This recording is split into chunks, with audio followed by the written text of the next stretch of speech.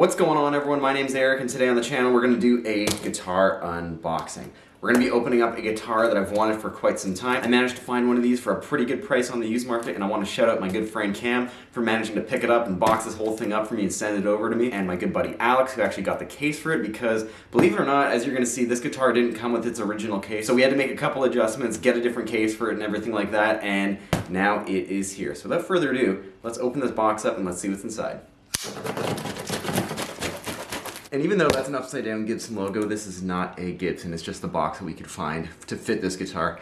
Take your guesses in below before you watch any further what guitar this is going to be, but I'll let you know right now, it is not a Gibson guitar.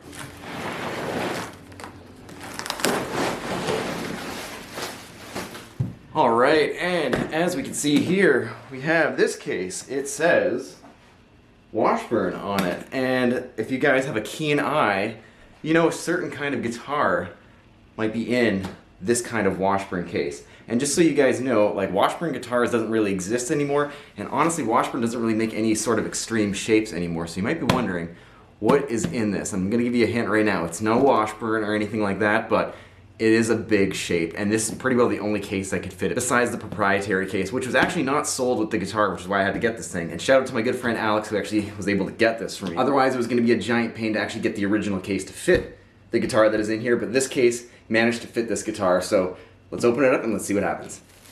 Alright, moment of truth.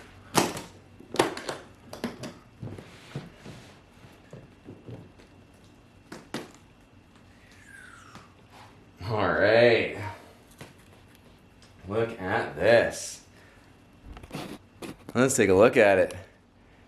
If you guys couldn't tell, this is a Wild Audio Warhammer. Specifically, it's one with a Floyd Rose, and you can't really find these things anymore. Some of the strings are, well, pretty well all the strings are basically off the guitar, so we're gonna give this thing a full setup and everything, a full clean, and a full detail and all that good stuff, and we're gonna plug it in and see how it sounds. All right, and just for a quick reference shot here, this is essentially a Washburn Dime 333 or a D3 case, and if you have one of these Zakk Wylde Warhammer Vs or one of the Viking Vs or anything like that, they're actually longer and wider than the traditional Gibson Flying V, so if there's a local music store near you and they have a Gibson Flying V case or an Epiphone Flying V case and you need a case for your Warhammer or your Viking V, those cases will not fit this guitar. You need something wider. So look for something like the Extreme Shapes or maybe like the D&ML or anything like that. That's going to fit it because the distance between the 2 points on this guitar is actually longer than your traditional Flying V. Quick couple shots on this, and this Pelham Blue and this Vertigo kind of design just looks killer. All right, let's take this out of the case and look at it real quick. Honestly, like, for the year of this guitar, I think this is like a 2017 or a 2016, you know, in this Pelham Blue and how pointed this thing is. You know, it's basically an SG and a V, and if you guys can clearly tell why, this is the shape that Zakk is currently using predominantly on the Pantera 2023 World Tour. And before that even was a thing, I remember seeing these things when they got released, and I couldn't believe how sick they were. And I honestly really wanted to try a Wild Audio because I used to have an Epiphone Zakk Wylde Les Paul. That was an okay guitar, but this one, from the specs and everything, and overall, like, just handling it and holding it for the first little bit here, for the first little bit, the fit and finish seems like it's going to be way better than that Epiphone, just saying. So I'm excited to actually string this thing up and get some real strings on it and, you know, plug it in, make some noise, and then give you a first impressions and everything, and then I'll give you a full demo in a couple weeks after this. But to say the least, I'm pretty stoked that this thing is now in the collection. And here we have the Wild Audio Warhammer guitar all finished up here. As we saw in the first part of the video, the guitar was pretty well not set up at all. Strings were all over the place. The fretboard is super dehydrated.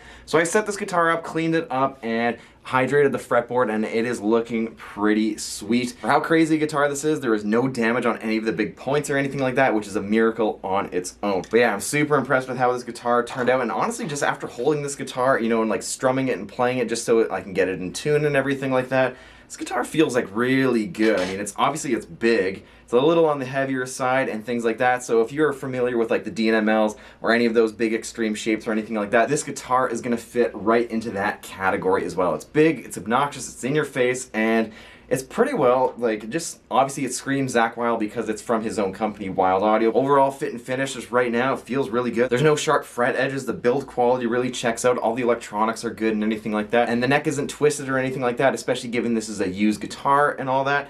And one thing that I do really want to make clear is that I used to have an Epiphone Les Paul like Zakk Wylde Bullseye, and I got rid of it, and I'm actually pretty happy I got rid of it because this thing already feels better than that guitar, just from a quick overall fit and finish of just holding it right now. And I'm going to get into a little bit of a compare and contrast with all that in a later video, as well as a more detailed review about this guitar here. And before we plug this guitar in, let's just go over a few quick general specs. We have a mahogany body on this guitar, which is then fitted with the Floyd Rose 1000, dual EMG pickups. It's the 81-85, the signature Zakk Wylde combination there. The output jack on the guitar is at the bottom here on one of the bottom horns. And when you're playing the guitar sitting down, you can actually use a right angle or a straight cable going into the guitar, and it's not going to be affected by how you are sitting when you're playing the guitar. 2 volume, 1 tone, 3-way toggle switch back here, which is a little bit interesting getting used to, but it actually, kind of works because it's pretty well out of your way. We have a 3-piece maple neck with the Zakk profile here. And just for a quick reference here, if you're used to playing any of the Epiphone Zakk Wylde guitars, the neck on this Wylde Audio guitar, and from most Wylde Audio guitars from what I've heard, they are a little bit on the thicker side, but they're not outlandishly thick like maybe a 50s Les Paul or anything like that. We have an ebony fingerboard with 22 nickel frets here, 24 3/4 inch scale length, just as Zakk had on pretty well all of his guitars. We then have these giant block inlays that pretty well cover the entirety of the fretboard and on the fret that they're on. Floyd Rose locking nut, and then we have the regular Grover tuners just as Zakk would use. And a very cool thing is that pretty well all these guitars that Zakk Wylde is using now from Wylde Audio, like whether he's touring with Black Label, with Pantera, or he's doing the Jimi Hendrix Experience, or any sort of like Zakk Wylde live performance, these are pretty well the same guitars that Zakk is playing, minus a few different paint schemes and everything like that. Pretty reassuring to know that Zakk Wylde is actually playing what you can actually go out and buy, which says a lot because he's a world-renowned musician and he is basically playing what we are playing at home. Personally, I think that says a lot, and it really stands to the testament of the quality of these guitars here. So without further ado, let's plug this guitar and let's get some initial tones here, and then stay tuned for a full deep dive review going forward. And yes, all the guitar tones that you're about to hear will have some chorus on them. Let's do it.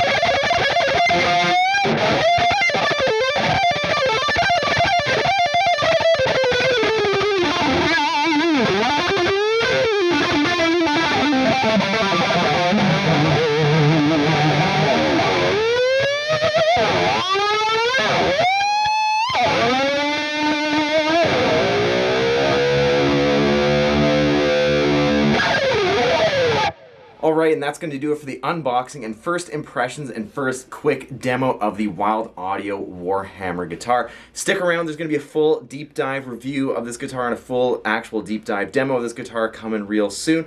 Otherwise, let me know in the comments below if you have played one of these guitars or if you own one of these guitars and what your overall thoughts and opinions are on these guitars and Wylde Audio in general. If you enjoyed this video, make sure you hit that thumbs up button. It lets me know that you like this kind of content that I make for you all. And if you're new to the channel, make sure you hit the subscribe button. I have tons more content like this and as well as other guitar related topics on the channel as well. Thanks for checking this out, and I'll see you next time.